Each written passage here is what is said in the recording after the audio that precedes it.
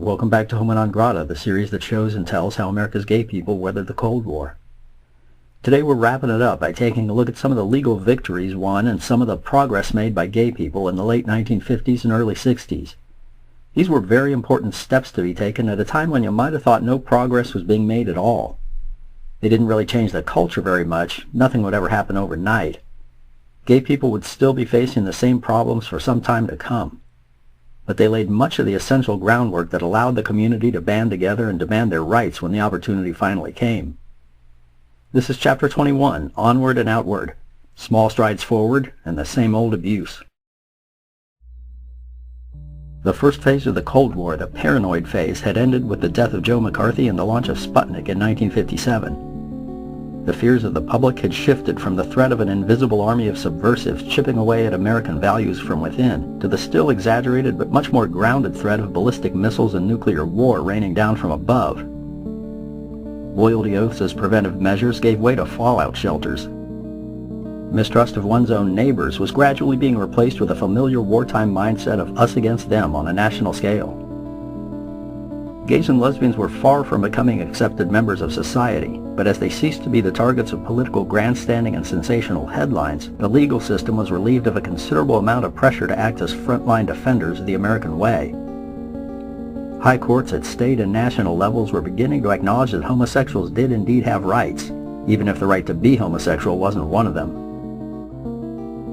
At the beginning of 1958, 3 San Francisco Bay Area bar owners were fighting to stay in business after orders to revoke their liquor licenses had been issued by the ABC.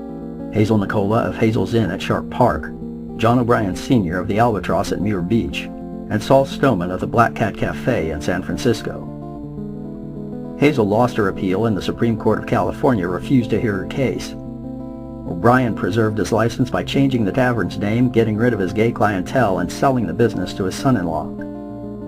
Stoneman was resigned to carrying on the legal battle to the highest level, alone if need be. It was Stoneman's lawsuit that had won the court decision in 1951, making gay bars legal in California. The ABC had been prohibited from revoking a liquor license simply because a bar welcomed a gay crowd, but in 1955 the state legislature blatantly disregarded the court's ruling and passed a new law calling for exactly that. When the San Francisco Police Department responded by escalating their anti-gay crusade, the Black Cat was high on their hit list. An action against Stoneman's license began in August of 1956, after a piano player at the bar had invited an undercover vice cop to his apartment, drawing a charge of soliciting a lewd and indecent act.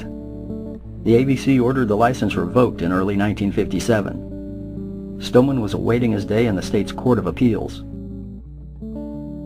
Many other San Francisco gay bars had been closed in the city's crackdown. Few bar owners had the resources or the resolve to pursue an appeal. But across the bay in Oakland, another license battle had been quietly inching forward under the radar. Mary Azar, an Oakland native and wartime Women's Army Corps reservist, had purchased the First and Last Chance Bar on Telegraph Avenue in 1946, first partnered with her brother Roger Azar, and later with her brother-in-law Albert Vallerga. The place was licensed as a cabaret with live music and dancing, and was intended from the start to serve as a refuge for Oakland's homosexual community. Well known as a lesbian hangout, it was also popular with gay men. In August of 1952, the bar was placed off limits to military personnel as a danger to morals. Mary's mother passed away in early 1955, just 4 months after her father had died. With both parents gone, she decided to sell the bar and leave Oakland. Vallerga chose to step in and run it on his own. He became the sole proprietor in November, shortly after California's new ban on gay bars had taken effect, and very quickly he found himself facing an ABC action. The liquor license of the First and Last Chance was revoked a year later on the grounds that Vallerga was operating the premises in a disorderly manner. The ABC Board of Appeals upheld the revocation in June of '57 for having allowed the bar to become a resort for sexual perverts. Vallerga sold the bar and it reopened as a pizza parlor, but he continued to pursue a reinstatement of his liquor license through the state's judicial system. The license was worth around $10,000. If restored, he could either sell it or use it to open another bar of his own. California's First District Court of Appeal considered the matter and returned a decision on January 28, 1959, stating a license may not be suspended or revoked simply because homosexuals or sexual perverts patronize the bar in question, in keeping with the 1951 decision. Before such deprivation can occur, the court went on to say, there must be improper, illegal, disgusting, or immoral acts of conduct committed on the premises to the knowledge of the licensee. No such acts were noted in the complaint against the First and Last Chance. The ABC was ordered to restore Vajerga's license, but a review of the decision was ordered, a new hearing was scheduled for March 25th, and in the end the revocation stood. There was more than enough dubious jurisprudence going around for the Supreme Court of California to take an interest. They heard the case and on December 23, 1959 found in favor of Vajerga. The court affirmed their earlier ruling and struck down as unconstitutional the new subsection of code declaring the mere presence of homosexuals, without any improper behavior occurring, was grounds for revoking a bar's license. Since Vajerga's license had been taken away on that basis, they ordered it restored. Disappointingly, however, the court noted that the ABC may have properly canceled the license through another subsection of code that prohibited bar owners from running an establishment contrary to public welfare and morals. While disingenuously acknowledging that homos should not be held to a higher degree of moral conduct than heteros, they observed that the testimony of police officers at the ABC hearing had mentioned incidents of same-sex dancing and kissing. This behavior, they claimed, constituted a display of sexual desires and urges that could be construed as violating the code on no justifiable grounds except that its participants were homos. One of those documented incidents consisted of a lesbian customer kissing an undercover policewoman after telling her, "You're a cute little butch." The kiss was surely more along the lines of a peck on the cheek than a makeout session, unless that cop had gone far beyond the call of duty. It's difficult to believe such a display of affection between straight people could have been judged a moral danger. In any case, the license was restored and the offending subsection of code was pronounced invalid. No longer could a bar be shut down simply because its customers were gay. Conservative newspaper editors would moan and wail for new and tougher laws to control the homosexual menace, but the California legislature would make no further attempts to circumvent the court's ruling. Just 2.5 months later, on March 8, 1960, the same court made an even more important decision.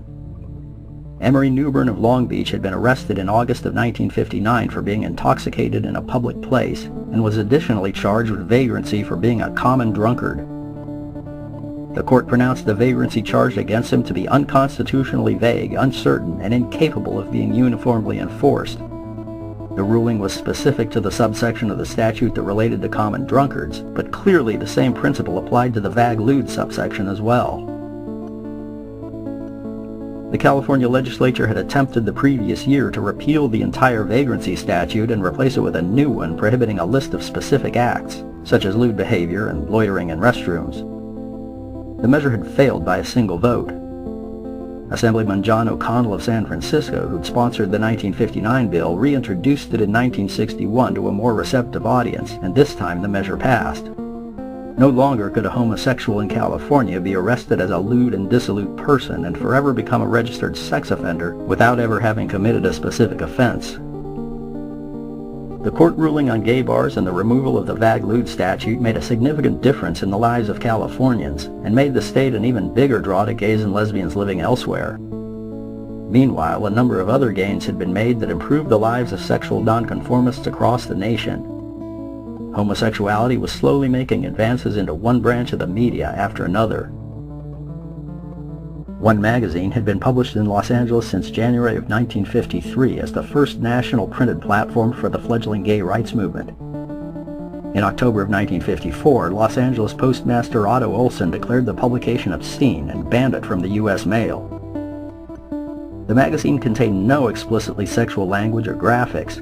Even San Francisco's homophobic district attorney, Thomas Lynch, told the press he'd seen a copy and found it very arty and there was nothing lewd in it. One Inc. filed suit against the postmaster in federal court, claiming that homosexuality had been discussed more explicitly in mainstream publications, and modern community standards allowed for treatment of the subject in a way that was not obscene. They lost both the trial and an appeal. But the U.S. Supreme Court took notice and reviewed the case. Without bothering to hear the arguments in court or issue a detailed written opinion, On January 13, 1958, they referred to the definition of obscenity that had been established in a separate case 7 months before and ordered the post office's ban removed. Abe McGregor Goff, general counsel of the U.S. Post Office, called the decision cataclysmic, pulling out a histrionic biblical term. To American gays and lesbians, the court's decision was a godsend. It meant homosexuality could be discussed openly, in a non-obscene way, not just by one magazine's small readership, but in all forms of media. Its true magnitude wouldn't be realized until the gay rights movement began in earnest a decade later, but it removed what had been a significant obstacle to progress. Some of its benefits would be felt almost immediately. Sex deviants invaded the airwaves on November 24, 1958, when listener-sponsored radio station KPFA-FM in Berkeley, California presented a 2-hour-long panel discussion entitled "The Homosexual in Our Society." The first half of the program was devoted to problems faced by gays and lesbians, and the second half to how mainstream society should respond. The 7-person panel included an attorney, a practicing clinical psychiatrist, the mother of a gay man, the editor of the Mattachine Review, and professors of psychiatry, psychology, and criminology, all of whom spoke in favor of eliminating laws against consensual sex between adults. It was the first time this proposal had been openly discussed on American radio. The panelists called for social acceptance rather than regulation and treatment, and referred to homosexuals as a minority group, a concept that was mocked by most politicians and newsmen. The program was received so well it was rebroadcast, first on KPFA and later on sister station KPFK in Los Angeles. The FCC voiced no objection. It made a big enough splash to attract the attention of John Crosby, radio and TV critic for the New York Herald, and he wrote about it in his nationally syndicated column.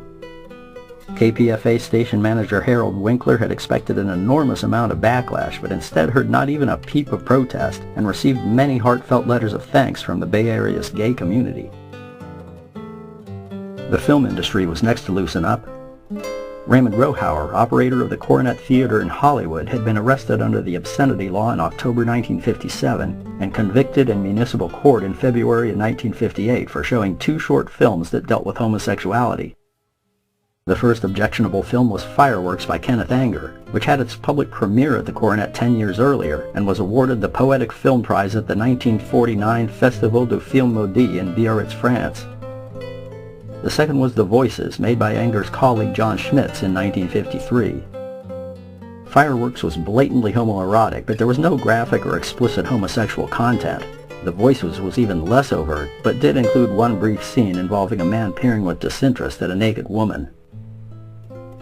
In the Appellate Division of Los Angeles Superior Court on February 27, 1959, Rohauer's conviction was overturned. Judge Frank Swain recognized the artistic merits of the films and ruled that neither the depictions of men struggling with their sexuality nor the quick glimpse of a nude woman were obscene. A second judge concurred in the decision, with a third judge dissenting. Fireworks would soon become standard programming of college film societies. Rohauer's case had barely been settled when reports began to appear in the press that Hollywood's trend toward adult-themed movies had all but erased the long-standing ban on homosexual content. It was still impossible to show any sort of homosexual act, or even to say the word out loud, but the Motion Picture Association of America, the MPAA, was willing to set aside the stringent morality of their 1934 production code and give a fair chance to any topic as long as it was presented tastefully. The old edict forbidding sexual perversion or inference of it had essentially disappeared. The film that had broken the logjam was Cat on a Hot Tin Roof, an adaptation of the Tennessee Williams play, released a few months before in August of 1958. Led by major stars Paul Newman and Elizabeth Taylor, it was a critical success and became the 3rd highest grossing movie of the year. The overtly gay-themed dialogue of the stage play had been removed, but many not-so-subtle hints of the lead male's sexuality remained. It was a significant departure from Hollywood's decades-old practice of coding certain characters as gay by pulling out time-worn stereotypes. Newman's Brick Paulett was a former football star whose past relationship with a teammate and disgust with the sexual advances of his wife were the central focus of the story. More significantly, instead of pretending not to notice as they'd always done in the past, film critics were actually drawing attention to the fact. The sexual theme of the movie was a major draw to audiences. Several state legislatures responded by introducing bills to create their own censor boards and movie rating systems. They faced an uphill battle, since a 1952 U.S. Supreme Court ruling had made it illegal for states to ban films that were not obscene. In 1961, the MPAA removed the final hurdle by amending its production code to allow the subject of sexual aberration, provided any references are treated with care, discretion, and restraint, and in all other aspects conform to the code. Homosexuals in Hollywood movies were out of the closet to stay. The final frontier of media was breached the same year when an hour-long show entitled The Rejected appeared on San Francisco's public television station KQED.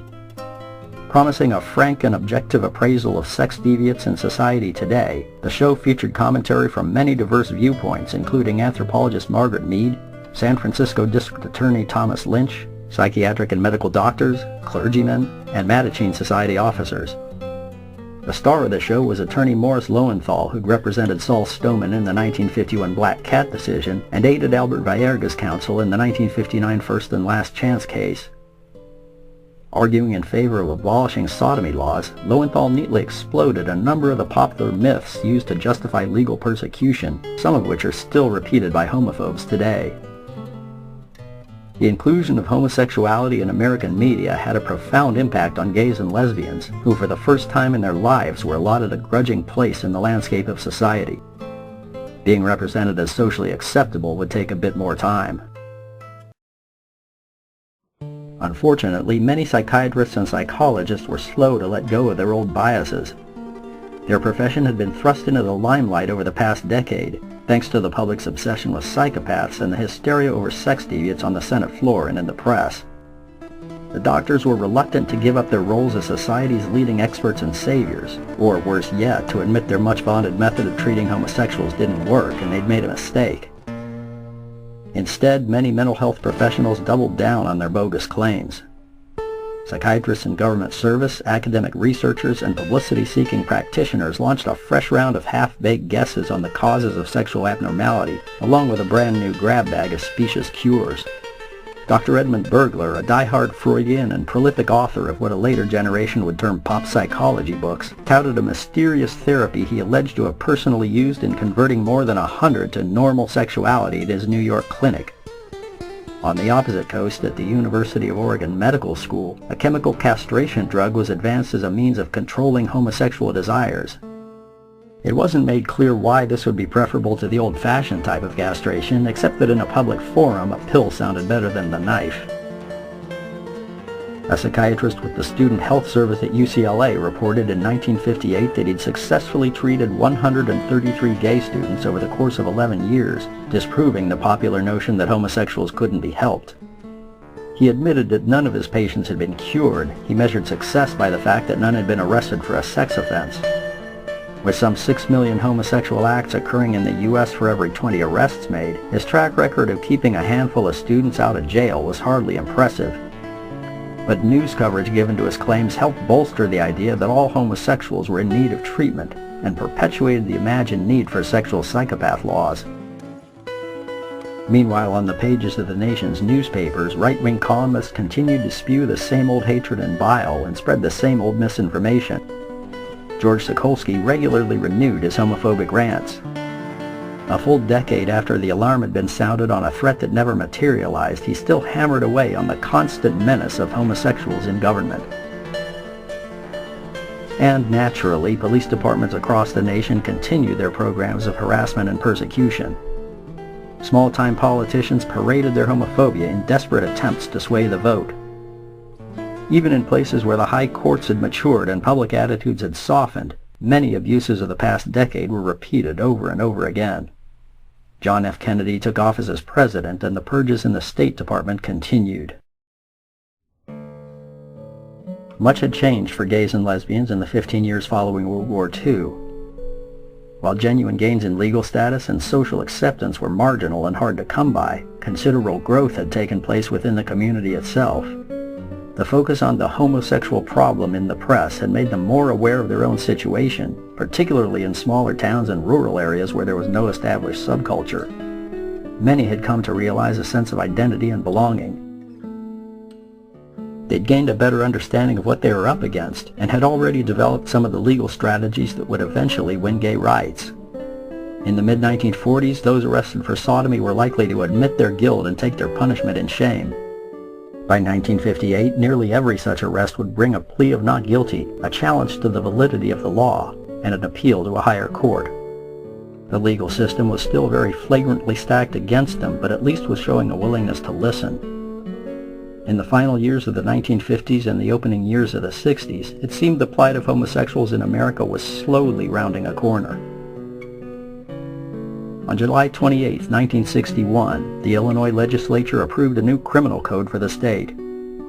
Sexual acts between consenting adults in private were no longer considered crimes. When the code took effect on January 1, 1962, Illinois became the only state in the nation where same-sex sex was legal. This was a very small step toward equality, barely noticed by most, that had no impact at all on public acceptance of homosexuals or softening of homophobic attitudes. But it was nonetheless a much-needed step, offering a glimmer of hope that some progress could be made. No other state would repeal its sodomy law until 1971, 2 years after the Stonewall riots, and it would take another 32 years for the U.S. Supreme Court to declare the last of those laws invalid, a decision that's reviled and hotly contested by many to this day. Change wouldn't come quickly and wouldn't come easily, but it had begun. Well, that's it for the series. That's all I got for now. Maybe we should wrap it up with a little recap of what we've seen. Witch hunts, men's room stakeouts, entrapments, bar raids, mental institutions. All pretty standard stuff, but maybe on a larger scale and in a wider variety of flavors than you would have imagined. College students, professors, and high school teachers suspended or expelled from campus on accusations alone, some before they'd even had a chance to answer to the charges. Puritanical laws that targeted sexual acts and even sexual connotations, both gay and straight, arising from a bitterly repressive attitude that sex was for making babies and nothing else. I think one thing that particularly stands out is how closely many anti-homo operations and homophobia in general tracked the ebb and flow of the Red Scare and the anti-communist crusade, and how often they were driven not so much by moral fervor as by politicians angling for votes, by medical experts looking to boost their prestige, and by newspaper publishers hungry for sales. What surprised me the most as I researched these chapters was how often the local officials, city councils, prosecutors, judges, even state legislators, violated the law themselves in their persecutions of gays and lesbians. New statutes were enacted that clearly conflicted with high court decisions. Charges were filed with obvious disregard for a law's intent. Prosecutions were made against the most basic principles of American justice. Nearly every chapter contained some form of legal abuse that was not only supported by the courts but cheered in the press as the only way to control the queers. But we also saw that even in the smallest of towns and without the benefit of smartphones, gays and lesbians managed to find each other. Social groups or gay hangouts existed in nearly everywhere there were men or women. No matter where they may have lived, it seems they weren't predestined to going through life isolated and alone. And always keep in mind that the handful who faced the Cold War's version of justice were only a small fraction of the gay population in any given place. Above all, thanks for watching. If you made it all the way through from end to end, I hope you learned a little bit about the challenges gay people faced during the Cold War years. Let me know what you thought of the series, and let me know if you'd like to see more content like this. The way things have been going lately, it looks like we still got a struggle ahead of us, and if you want to move forward, it always helps to know where you've been. Till next time.